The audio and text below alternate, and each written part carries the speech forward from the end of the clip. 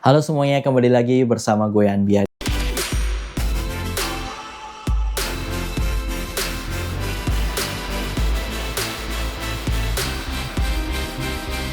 Di video kali ini kita akan membahas tentang Jepang karena kayaknya lagi heboh banget tentang Jepang.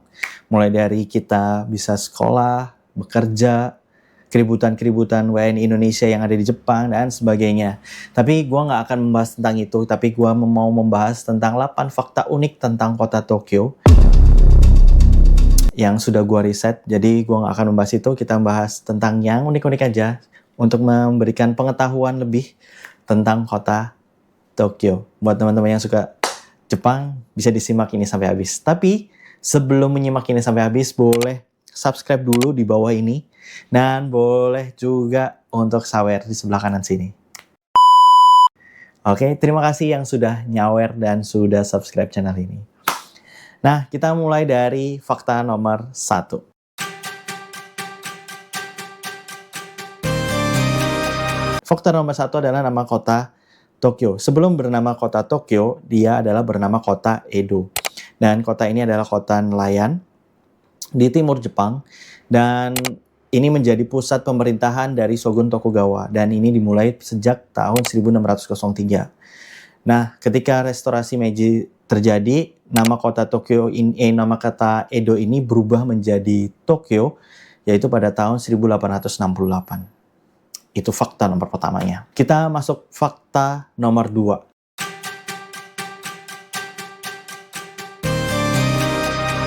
Nah, kota Tokyo atau metropolitan Tokyo ini adalah kota dengan populasi terbanyak di dunia, yaitu mencapai 30 juta jiwa. Luasnya adalah sekitar 13.500 meter persegi. Jadi, tapi dia itu mencakup dari beberapa prefektur kayak Saitama, Chiba, sama Takagawa atau apa gitu ya. Pokoknya mencakup dengan 3 ini. Sama kayak di Jakarta kan, Jakarta Metropolitan. Misalnya namanya Jakarta Metropolitan, mencakup dari Bogor, Bekasi, sama Tangerang. Itu namanya disebutnya sebagai metropolitan gitu. Itu yang dicetuskan yang ingin dicetuskan sama gubernur kita dulu, yaitu Bapak Setiaso. Ini di Jepang itu nama Tokyo itu, Tokyo Metropolitan itu terdiri dari Tokyo itu sendiri dan beberapa prefektur yang ada di sebelahnya. Jadi kalau misal dari Saitama, mungkin mereka dari Bekasi gitu kalau di Indonesia, atau dari Ciputat atau dari mana gitu, atau dari Depok gitu. Jadi Tokyo Prefektur sendiri itu sudah besar, nah mencakup sampai 13.500 kilometer persegi dan 300 meter persegi 37 juta jiwa di situ. Jadi termasuk yang terbanyak. Gua nggak tahu kalau di Indonesia Jakarta Metropolitan berapa. Fakta nomor 3.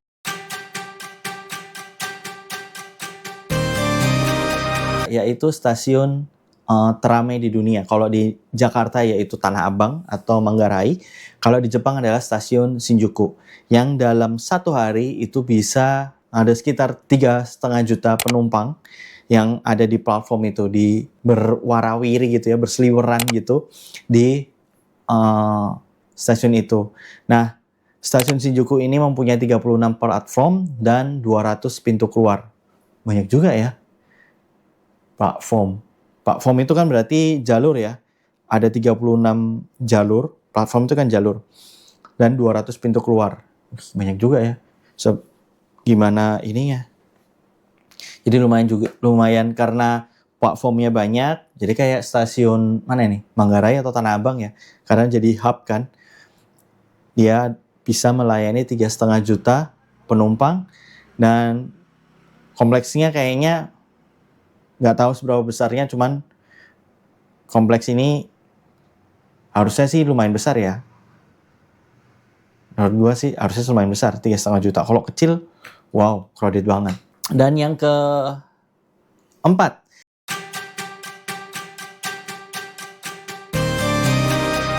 adalah tentang fakta unik tentang Shibuya Crossing Road. Nah, ketika lampu merah, ada beberapa sisi kan di Shibuya itu, ada di sebelah kiri, ada sebelah kanan, ada sebelah utara, ada sebelah selatan, terus ada crossingnya juga, ya kan? Nggak cuman kayak gini kan, nggak cuman 4 sisi tapi ada crossingnya juga. Itu ketika lampu hijau nyala ada 3.000 orang nyebrang gitu. Jadi bisa jadi dalam satu hari ada ratusan ribu orang menyeberang di Shibuya.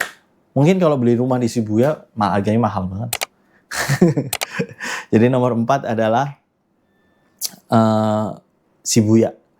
Bisa ketika lampu merah mobil ya, lampu merah buat pejalan kaki, hijau jalan, ada 3.000 orang itu nyebrang di situ, mengitari situ, berseliuran di situ. Ya, di nomor 5 adalah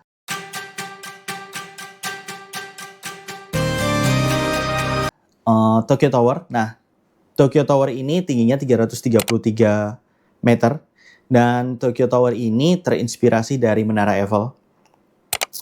Jadi bentukannya itu sama-sama kerangka-kerangka kayak gitu. Cuman gua nggak tahu di tengahnya itu bisa buat makan apa nggak. Kalau di Menara Eiffel itu kan ada 3 tingkat ya, 1, 2, terus paling atas. Kalau paling atas itu cuman buat kayak ngelihat aja.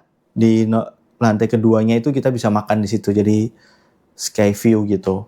Nah kalau Tokyo Tower gue nggak tahu, cuman di Tokyo Tower ini terinspirasi dari Menara Eiffel, tingginya 333 meter.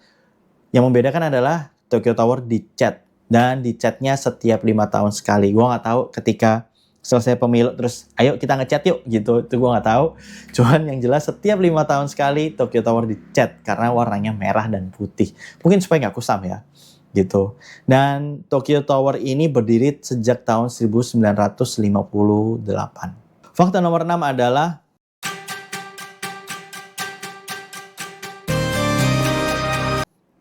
tentang Tokyo Skytree, yaitu menara siaran tertinggi di dunia.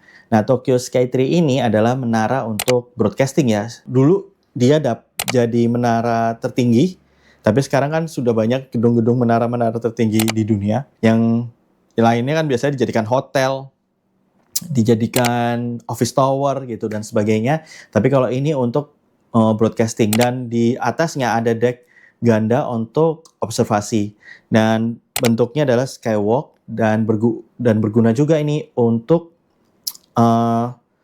ketika berguna untuk siaran dan untuk mitigasi ketika ada bencana.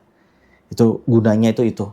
Kenapa harus kaca seperti itu. Nomor 7 adalah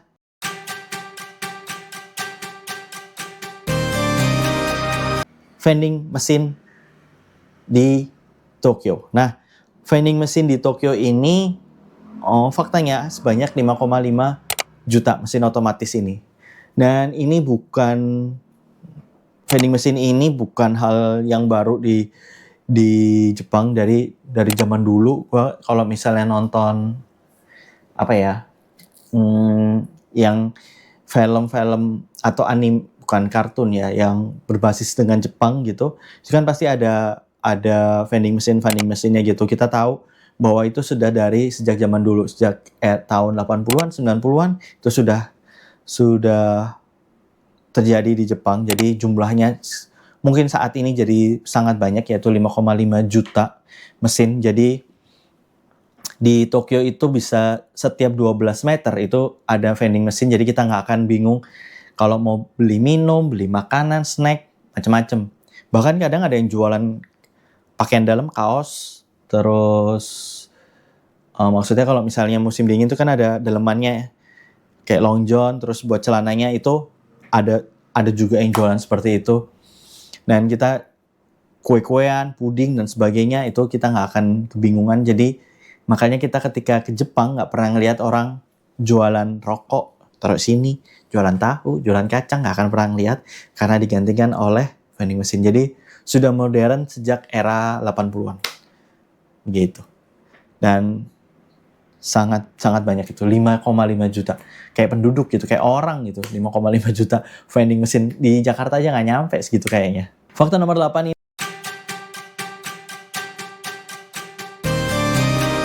ini ini sedikit nyeleneh, unik menurut gue, yaitu toilet public avant-garde.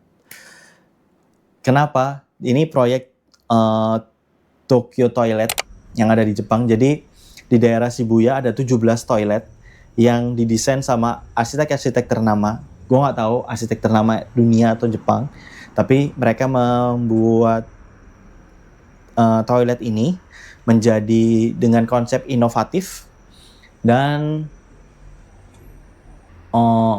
berbentuk transparan gitu. Tapi pastinya kalau ketika ada orang di dalam bisa gelap ya, maksudnya nggak kelihatan gitu. Jadi yang dalam bisa lihat luar, yang luar nggak bisa lihat dalam gitu. Jadi kita bisa buang air besar atau buang air kecil tanpa bisa dilihat gitu.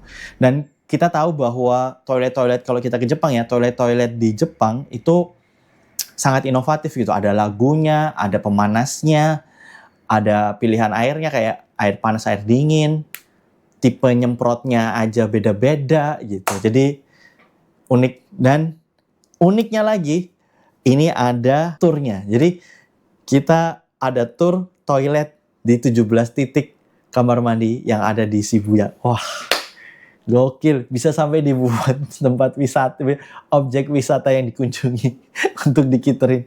Kan lucu. Keren. Menurut gue mah keren banget. Bisa sampai ada turnya. Mau ngapain? Mau ikut apa? Tur apa? Toilet. Ih, goks. Untuk ngelihat ini bentukannya kayak gini. Aneh banget. Oke, ini adalah 8 fakta unik yang hasil dari gua riset. Semoga kalian terhibur, menambah informasi. Kalau misalnya kalian ada informasi tambahan atau gua ada yang salah, boleh ditulis di kolom komentar. Kalau kalian suka sama video ini, boleh di like, komen, dan share ke teman-teman kalian. Dan jangan lupa subscribe channel ini. Kalau belum nyawer, boleh ada di sebelah kanan. Seperti itu. Terima kasih yang sudah menonton sampai akhir. Sampai ketemu di video selanjutnya. Bye-bye.